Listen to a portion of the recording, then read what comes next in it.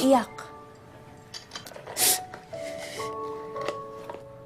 Ano nangyari sa'yo?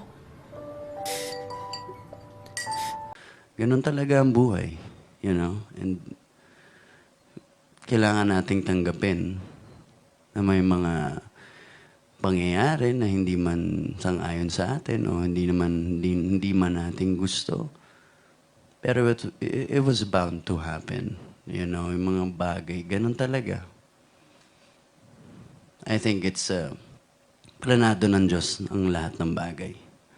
Di ba? At sa Kanya ko na lang ibinibigay lahat.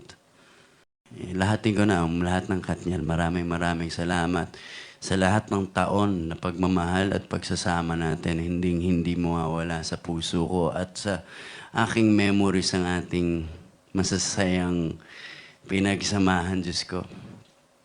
All good memories for me. At walang makakatalo dun sa mga memories na yon. Sorry.